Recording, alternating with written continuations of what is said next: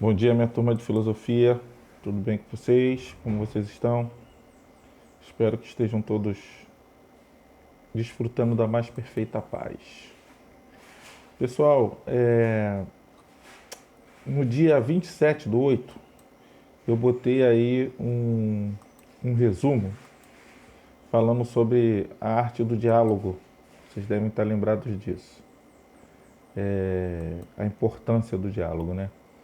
E aí, eu quero dar continuidade a essa aula porque nós falamos muito bem na aula sobre solidariedade. Eu achei que foi uma aula muito produtiva, uma aula muito legal para a gente. E agora eu queria falar um pouco sobre essa importância do diálogo em nossas relações, né? Eu começo o texto, que não é meu, mas o texto que eu coloquei aí, dizendo o seguinte: a filosofia é um modo de pensar, uma postura diante do mundo. A filosofia não é um conjunto de conhecimentos prontos, um sistema acabado, fechado em si mesmo. Ela é, antes de tudo, uma prática de vida que procura pensar os acontecimentos além da sua aparência. Olha só que coisa interessante, né? Pensar os acontecimentos além da sua aparência. Assim, ela pode se voltar para qualquer objeto. Ela pode pensar a ciência, seus valores, seus métodos, seus mitos. Pode pensar a religião, pode pensar a arte, pode pensar o próprio homem em sua vida cotidiana. Muito legal esse texto, né? O ser humano é um ser relacional, entenda isso. O que é um ser relacional? Nós, enquanto seres humanos, nós sentimos a necessidade de nos relacionarmos com outras pessoas. Por isso temos amigos, por isso frequentamos uma comunidade religiosa, muitos de nós, por isso que frequentamos um clube, por isso que as pessoas vão a baile, por isso que as pessoas vão a festas, por isso que as pessoas vão a casamentos. Porque nós somos seres relacionais, nós sentimos essa necessidade de, de estar em contato com os outros, mesmo aqueles que, como eu, gostam de ter um tempo a sós, ficar sozinho, ficar assim, contemplando a natureza, pensando. Eu gosto muito disso. Gosto de quando está chovendo assim fraquinho, sair, andar na chuva, porque aí na rua tem poucas pessoas. Eu gosto disso. E ainda, apesar de, é, nós sentimos a necessidade de estar nos relacionando com as pessoas. Daí a maior prova disso são as redes sociais.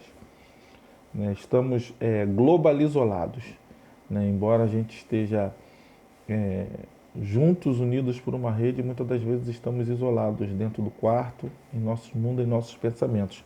Mas ainda assim nós somos seres relacionais, nós nos relacionamos constantemente, nós temos essa necessidade de ter o outro por perto, né?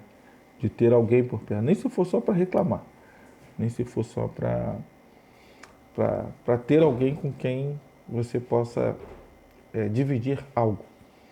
Por isso que quando é uma casa com muitos irmãos, os irmãos brigam muito, brincam muito, é aquela coisa, uma hora está brincando, brigando, isso faz parte desse ser relacional que nós somos. Essa forma da gente pensar, perdão, essa forma da gente pensar a nossa vida no dia a dia. Né? Nós somos relacionais, lembra dessa palavra, nós somos seres relacionais, desde como nascemos. Nós somos tão relacionais que nós nos formamos dentro de outro ser humano. É. Nós nos saímos de um ser humano, nos unimos a outro ser humano, e aí esses 23 cromossomos do pai e da mãe se unem, e aí a gente se forma dentro da nossa mãe.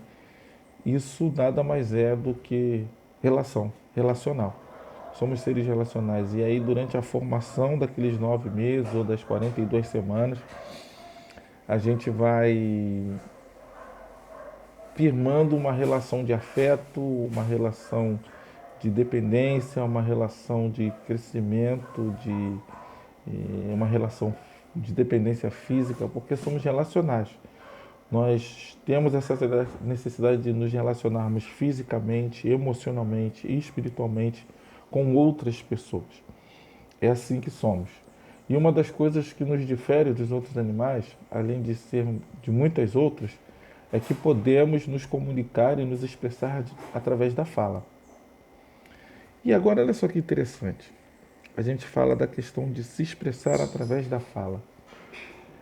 Mas você sabia que a maior parte da nossa comunicação é gestual? O nosso corpo, ele fala mais do que as nossas palavras. Nós nos expressamos mais por gestos, né? A nossa comunicação ela se dá muito mais por gestos do que por palavras. Às vezes a gente está falando uma coisa e o nosso corpo está transmitindo outra. E isso é muito interessante. Por quê? Porque nós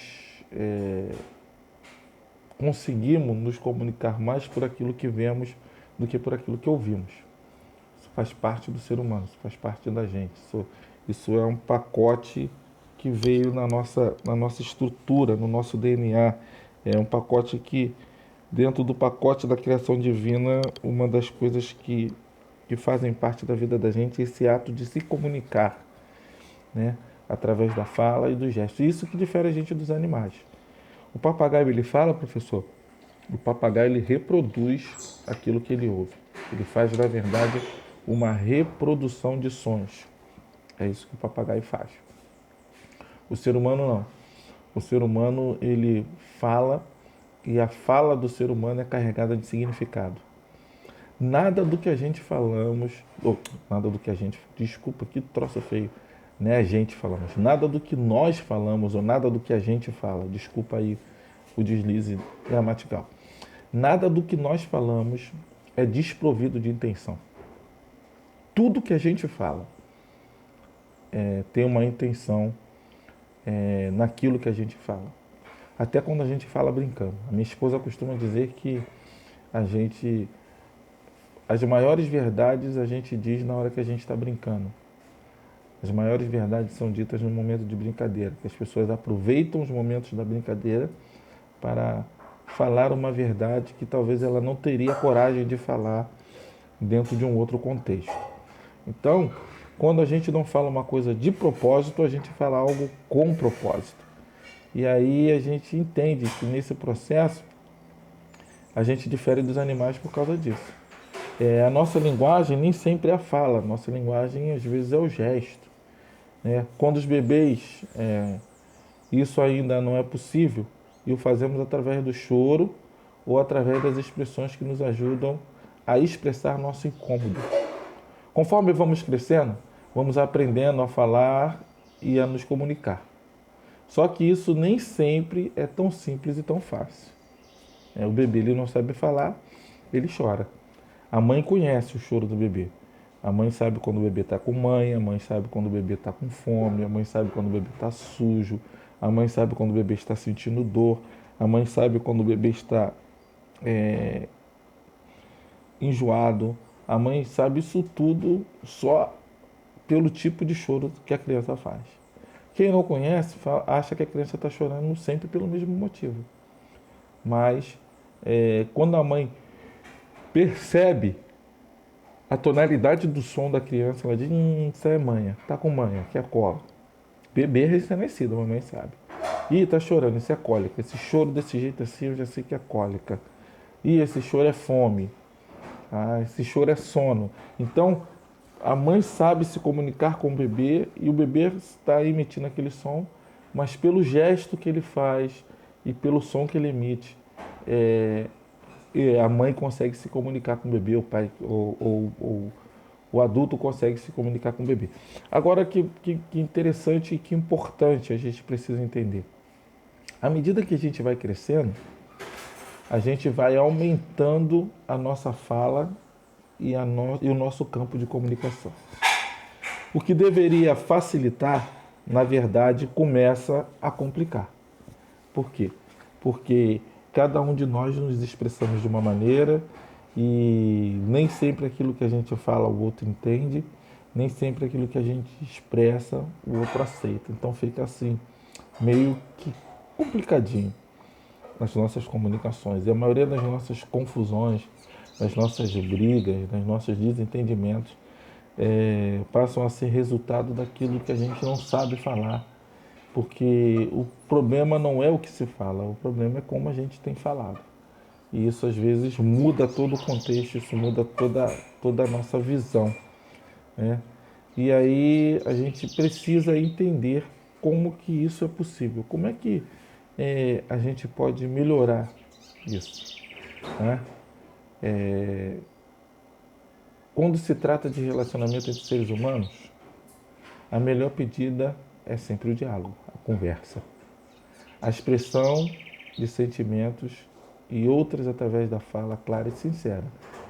O diálogo ele ajuda a gente a esclarecer e a gente a viver melhor. Isso é muito interessante, porque a gente tem essa necessidade de, de viver melhor e às vezes melhora-se no diálogo, ao invés da gente ficar tirando conclusões precipitadas acerca de uma pessoa, de um fato, de uma situação. O melhor que nós teríamos que fazer era nos aproximarmos desta pessoa e ouvir dela própria o que ela quis dizer com aquilo, por que, que foi daquela maneira, por que, que agiu. E aí, a partir dali, tentar construir uma relação em que a comunicação fique bem esclarecida. Valeu? Essa é o apanhado, a visão geral dessa questão da importância do diálogo em nossas relações. Tá? Então, isso, eu botei lá no dia 27, é o mesmo resumo do dia 27 de agosto. Eu só estou reforçando essa aula porque nós falamos algumas coisas na aula ao vivo, mas eu não tinha deixado nada registrado. Eu preciso deixar algo registrado até para que a gente desenvolva isso da melhor maneira possível. Valeu, pessoal? E a gente se vê mais tarde na nossa aula ao vivo, que aí a gente continua conversando e pensando sobre essas coisas. Valeu? Forte abraço. Tchau, tchau.